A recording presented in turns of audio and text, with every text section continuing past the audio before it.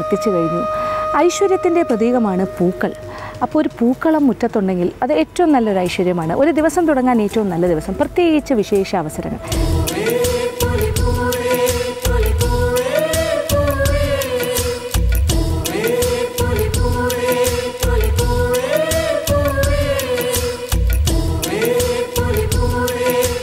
സത്യത്തിൽ ഈ ഊഞ്ഞാൽ കാണുമ്പോൾ എനിക്കെൻ്റെ കുട്ടിക്കാലമൊക്കെയാണ് ഓർമ്മ വരുന്നത്.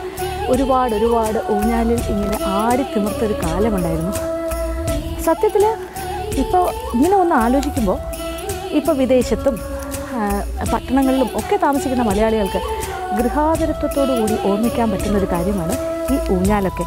ഇപ്പോൾ എത്ര പേർക്ക് സാധിക്കുന്നുണ്ടാവും ഊഞ്ഞാലൊക്കെ ആടാൻ? പക്ഷേ നമ്മളെല്ലാം കൊതിക്കുന്നില്ലേ ഒന്ന് ഊഞ്ഞാലാടി ഇങ്ങനെ, എന്താ പറയണ്ടേ, എന്താ സന്തോഷം. അത് നല്ല രസകരമായൊരു അനുഭവമാണ് ഊഞ്ഞാലാട്ടം.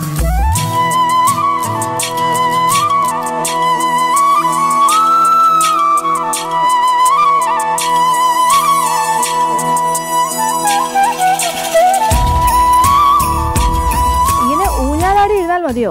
ഉച്ചയ്ക്കുള്ള വിഭവങ്ങളൊക്കെ തയ്യാറാക്കില്ലേ? അപ്പോൾ ഞാനിന്ന് ഒരു അടിപൊളി പായസം ഉണ്ടാക്കാൻ പോകണം. സാധാരണയായിട്ട് നമ്മൾ ട്രഡീഷണൽ പായസങ്ങൾ ഒരുപാടുണ്ട്. അപ്പോൾ ഇന്നൊരു വ്യത്യസ്തമായ പായസം തന്നെ ആകാം.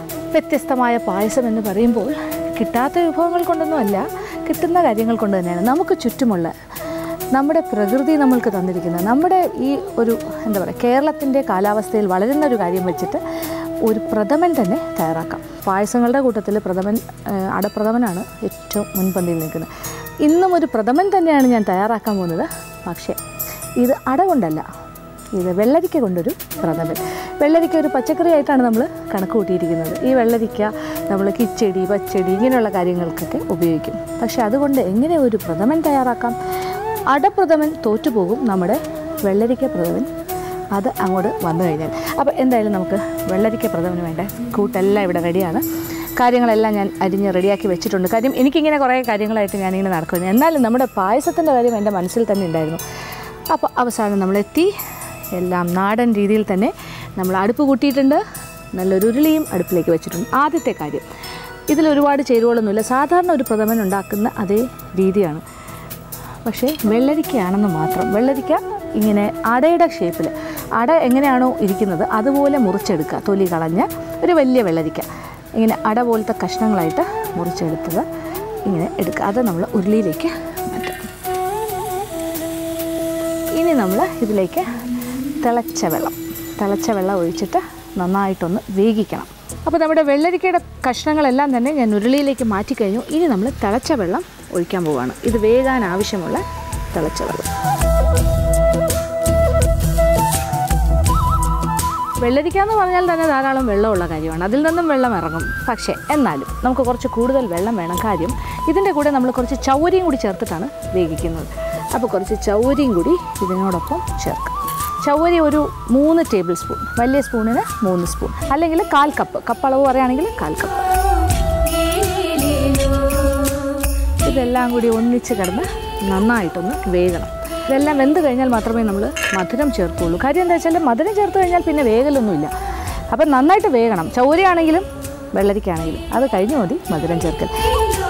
ഈ നാടൻ രീതിയിൽ നമ്മൾ അടുപ്പ് കൂട്ടി ചെയ്യുമ്പോൾ അതിൻ്റെ സ്വാദൊന്ന് വേറെ തന്നെയാണ്. നമ്മൾ ഗ്യാസ് അടുപ്പിൽ ചെയ്യുന്നതൊക്കെ എളുപ്പമാണ്. പക്ഷേ എന്നാലും ഇങ്ങനെയുള്ള ദിവസങ്ങളിൽ പ്രത്യേകിച്ചൊരു വളരെ നാടനായിട്ട് നമ്മൾ വിഭവങ്ങൾ തയ്യാറാക്കുമ്പോൾ അത് അതിൻ്റെ തനതായ രീതിയിൽ തന്നെ ചെയ്യണം.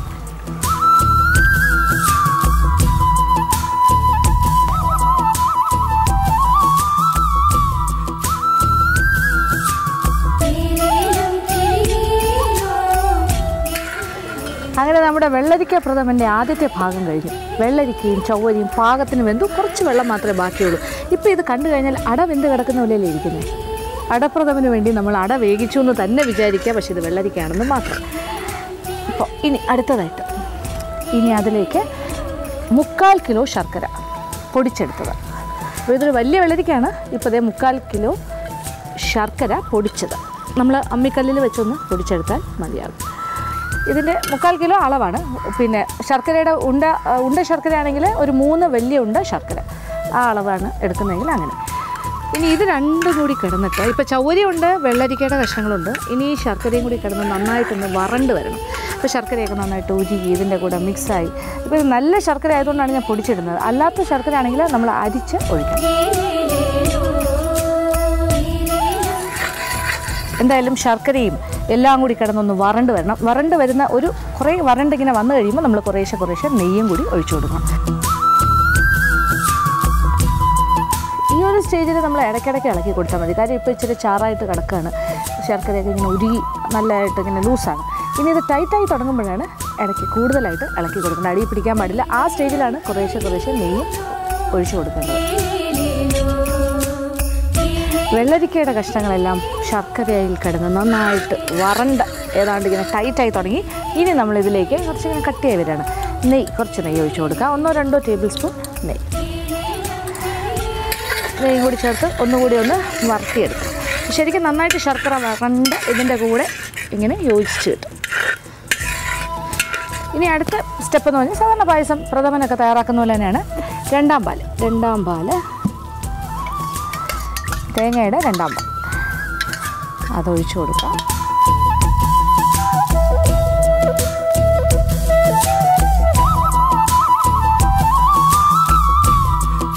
അപ്പോൾ നമ്മൾ ഏകദേശം ഒരു 4 കപ്പ് രണ്ടാം പാൽ ഇതിൽ ഉപയോഗിക്കാം. പാലിങ്ങനെ ഒഴിച്ചിട്ട് ഇളക്കി കൊടുക്കുക. എന്നിട്ട് ആ രണ്ടാം പാലിൽ കിടന്ന് നന്നായിട്ടൊന്ന് തിളച്ച് കുറുകണം.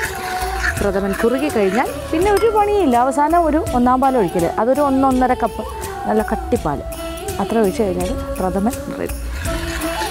അപ്പോൾ 4 കപ്പ് രണ്ടാം പാലാണ് ഞാൻ ഒഴിച്ചത്. ഇനി ഇത് ഇളക്കി ഒന്ന് നന്നായിട്ട് തിളപ്പിക്കണം. തിളച്ച് കുറുകി വരണം. ഇപ്പോൾ ചൗവരിയെല്ലാം ഉള്ളതുകൊണ്ട് പെട്ടെന്ന് തന്നെ കുറുകി കിട്ടും. പായസം ഇങ്ങനെ കുറുകി തുടങ്ങിയിരിക്കുകയാണ്. ഇനി നമ്മൾ 1-ാം പാലും കൂടി ഒഴിച്ചു കൊടുക്കാം.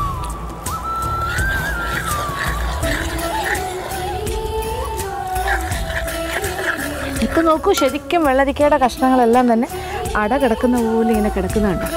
ഇത് അടപ്രഥമനല്ലെന്ന് ആരും പറയില്ല. ഇത് കഴിച്ചു നോക്കിയാൽ പോലും മനസ്സിലാവില്ല. അട കടിക്കുന്ന പോലെ തന്നെയാണ്.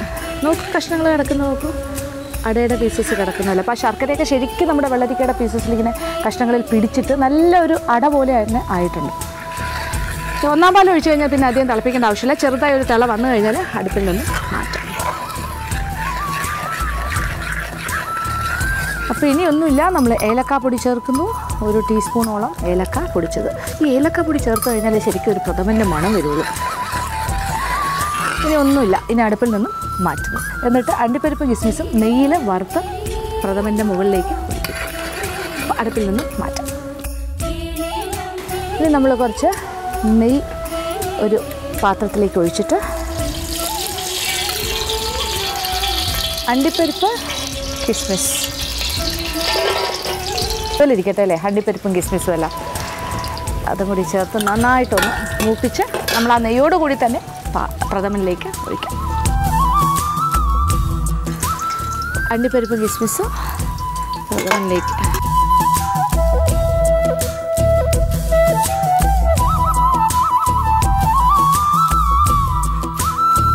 അങ്ങനെ നമ്മുടെ വെള്ളരിക്ക പ്രഥമൻ ഇവിടെ റെഡിയായി കഴിഞ്ഞു. ഞാനിങ്ങനെ ആ അലങ്കാരം, അതായത് അണ്ടിപ്പരിപ്പും കിസ്മിസും നെയ്യിൽ വറുത്തത് മുകളിലേക്ക് ഒഴിച്ചു കഴിഞ്ഞു. പക്ഷേ ഇളക്കിയിട്ടില്ല. കാര്യം അത് കാണാൻ തന്നെ എന്ത് ഭംഗിയറിയാം.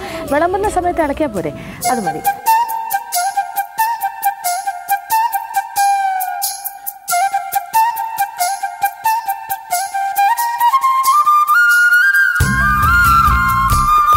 അങ്ങനെ നമ്മളുടെ പ്രഥമൻ തയ്യാറായി കഴിഞ്ഞു. ഉച്ചയൂണിന് സമയമായിട്ടുണ്ട്. അപ്പോൾ ഇന്നത്തെ വിശേഷപ്പെട്ട വിഭവങ്ങളുടെ കൂട്ടത്തിൽ, സദ്യകളുടെ കൂട്ടത്തിൽ നമ്മുടെ ഈ പ്രഥമനും ഒരു പ്രധാന വിഭവം തന്നെയാണ്.